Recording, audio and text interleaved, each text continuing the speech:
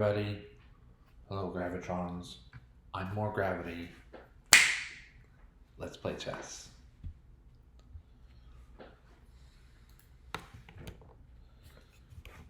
Okay.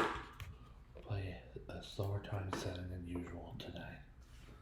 However, 10 plus 5.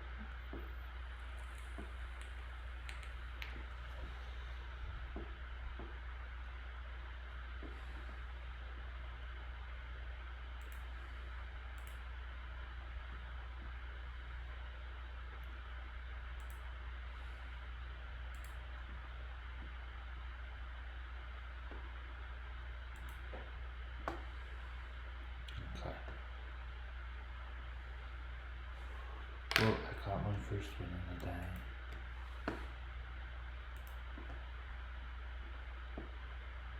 Who's this? Looks like there's been a revamp to how this is presented. Okay. So I'm looking for July 14th. Tuesday, July 14th is today. This must have been a rehash of a game that we played yesterday. I went over it on my phone after midnight, thus counting for a completed game on the server. And then, since it was against the computer, it was finished against the computer that time. I don't accept that in my personal understanding of the way chess. Don't get me wrong, I love playing against Maximum. It doesn't count as a game for me, personally.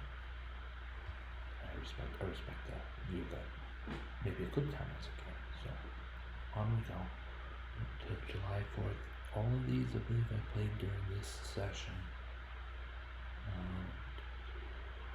4 losses. Yikes. When I was able to win this most recent game that we saw in 17 moves. I might have had a board win here. So I had white against this opponent that I played, I think 3 times, maybe twice. I played this opponent twice. Let's do a game review. Hunt for a board win. I think I might have had one after the halfway mark and before the last few moves.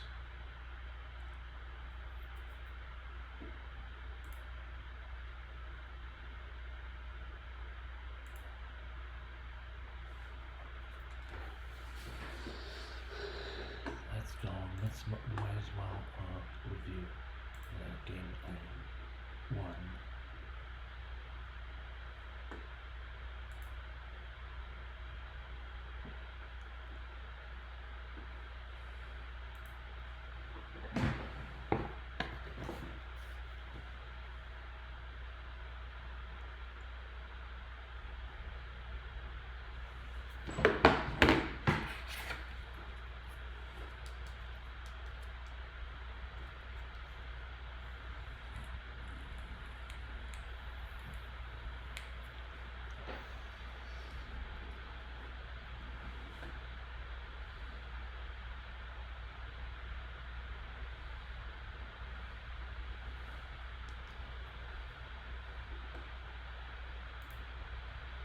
This is the game that went all the way to a win. It's kind of, they sometimes call this fruit punch. Almost every color is represented on list of move types as evaluated by the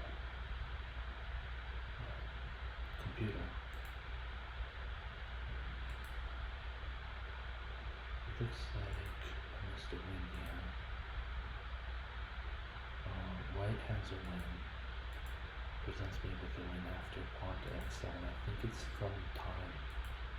I think I timed out.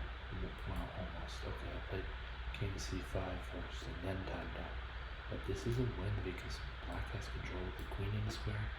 Other moves by black, for instance, king c7. I'm not sure about that though. King c7. No, because I think black should play bishop f8 here.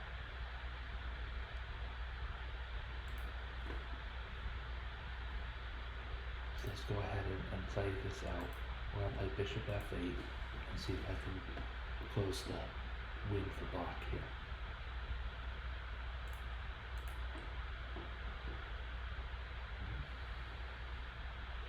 Now black is now creep in. Notice white could have moved to f6, but that's the same thing after king to d6, and then white will be forced to move pawns onto squares where they'll be immediately captured by black pawns that then have a straight shot, unfettered to promotion, while black has the only long range piece. So that can't happen for white. Instead,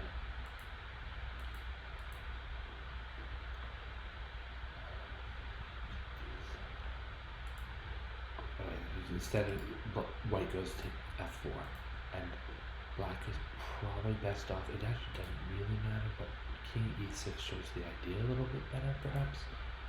Get rid of this very scary and bothersome pawn on f7, and then use the superior force we have, the superior material we have, to not only capture pawns with the bishop, but also use it as like a metronome here. See what I mean is like from f8 to d6, and the king moves forward. Okay, so that's how that king moved. But we'll play to g3, just noting that at certain times, moving my bishop just one square will force the move upon white in a way that is unfavorable for white. I'm actually going to capture here because I know this is adequate for black to win, but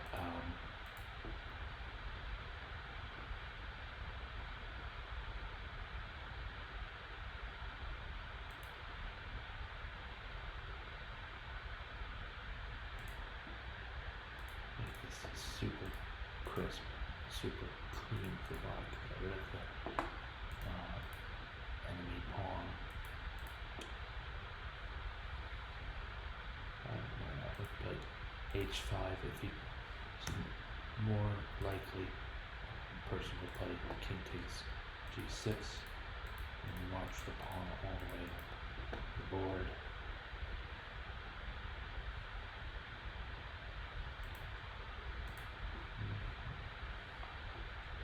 So we could enclose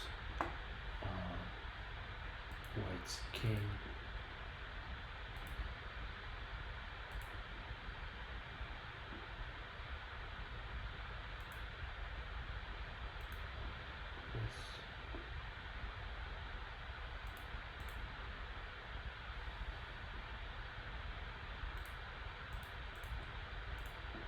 Right, so that's that. Okay, that was a board win, and but I was low on time. My opponent played a good deal faster than I, and yeah, so it's it's chess. Sometimes people lose on time. That's what happens when you play chess. Is that you will sometimes lose because of time. Now this was the game I won. I'm not gonna spend much time on this game and see if there's any move that I really feel compelled to mention or talk about. Don't do that. And yeah, so white just has a superior center in and around move 7. Look, just these pawns and the knights are there and everything's streaming in. Black, for his, her, or they part of things, has a strong queenside wing. The attack here could come from the queen side with the bishop, the rook, a great number of pawns, and perhaps this knight on b8, once it's traveled to elsewhere, could be part of an attack, and even the bishop on e6. These pieces are very strongly aimed at the queen side that black should push those forward and make an attack early. White, on the other hand, has it doesn't have a classical pawn center, but has very strong control over the center.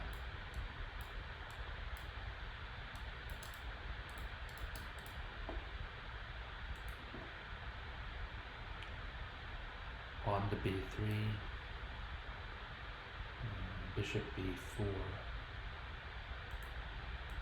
seems like they're both missing an idea, so we'll head towards the analysis page or tab or window and see here that white should have played a4 by way of computer, or knight to e2.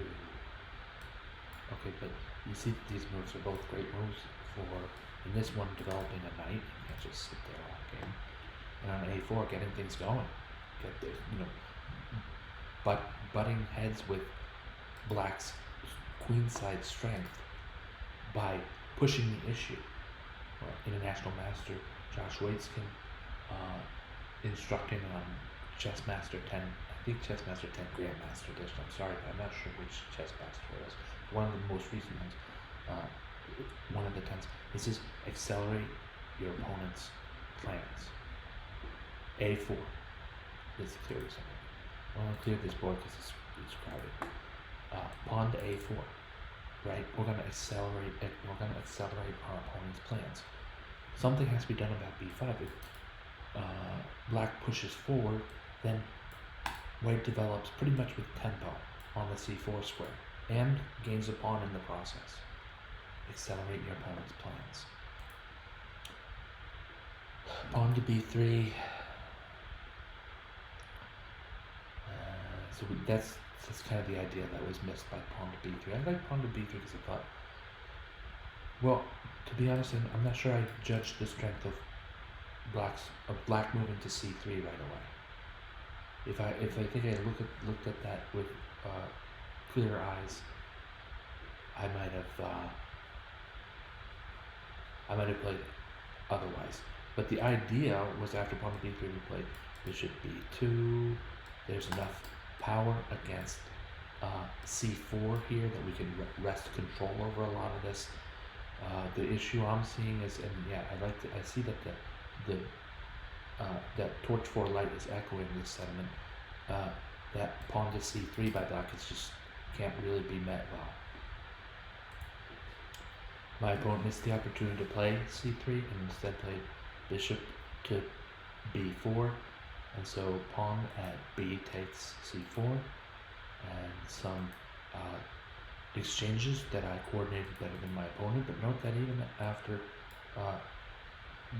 bishop takes D2, which is erroneous on both accounts, and even after that, white's doing well. Without that erroneous move, that's erroneous on both accounts. Even without that, just B takes C4.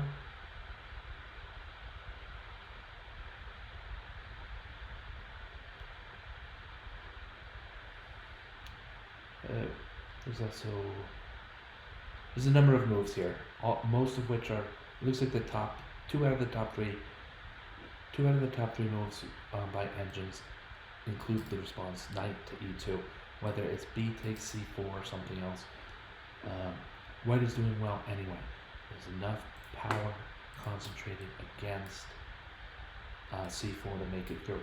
Now, bishop takes D2 isn't all that bad, because now black will gain the pawn on C4. However, white has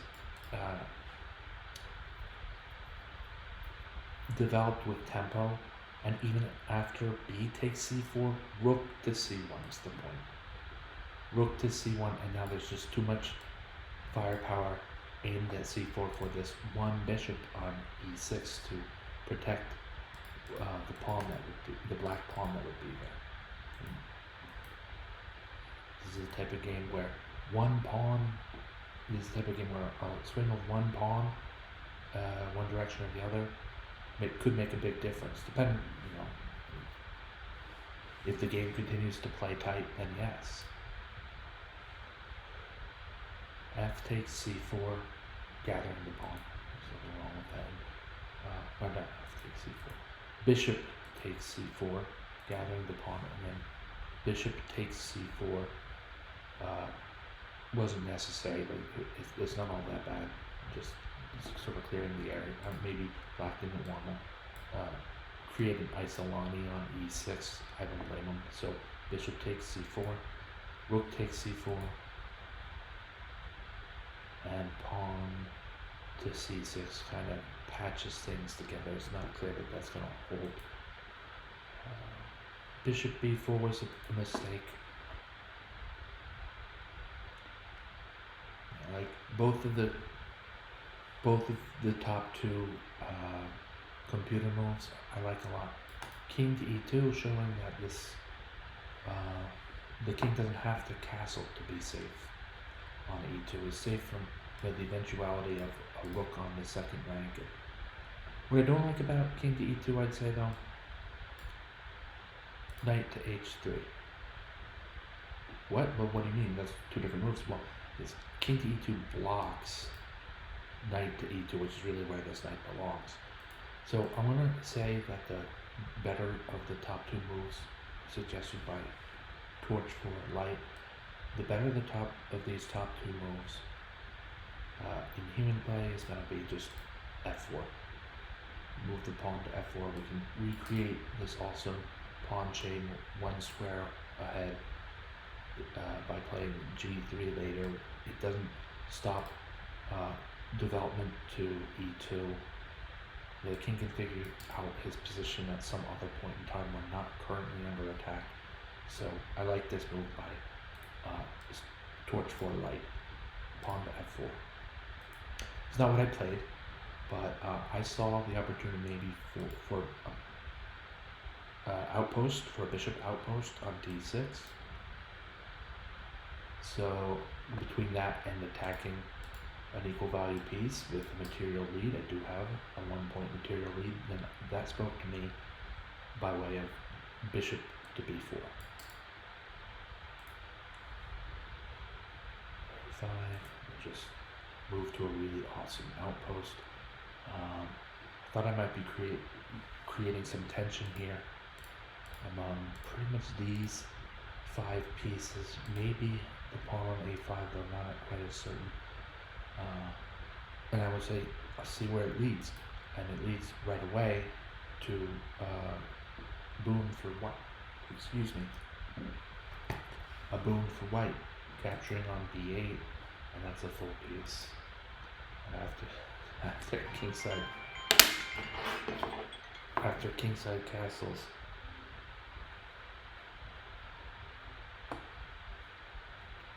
Hey Ma, can I call you back in 5 minutes or two or 3 minutes? Alright, bye. And so kingside castles and the rook on a7 is gone. My opponent resigned this position. And yeah, I mean, why not? I have a 9 point material lead. Okay.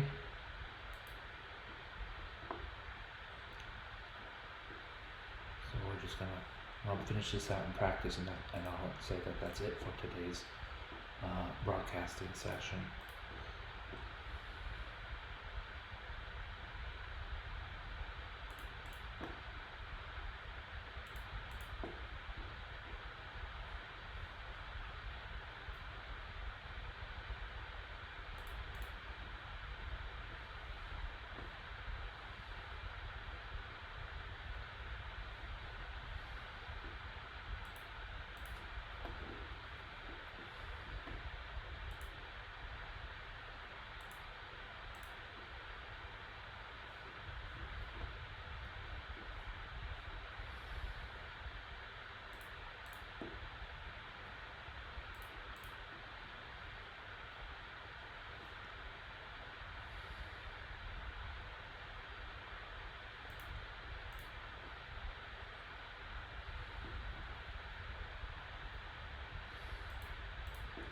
Finish this up, maybe.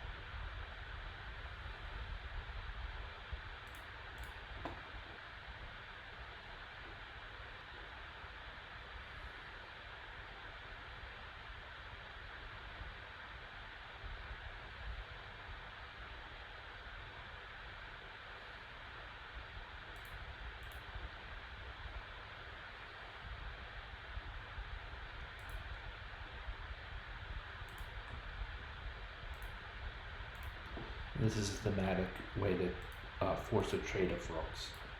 And you either skewer a rook to his king, or put a rook who's protected by another piece, usually a rook or a queen, in line with the rook that's in front of your opponent's king, and then those, if you want to trade with the side that has a rook here and there, or wherever this first rook is, if you want to trade rooks, you will have that in one form or another, with either your opponent initiates or if you initiate the rooks, there will be an exchange of rooks.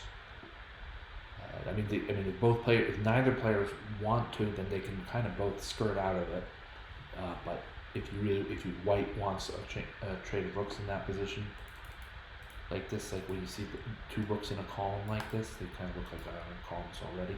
But yeah, these there will be a trade of rooks if either side wants one. Okay, so here we have white to move. You can see this is almost completely finished. We're gonna play G takes H5,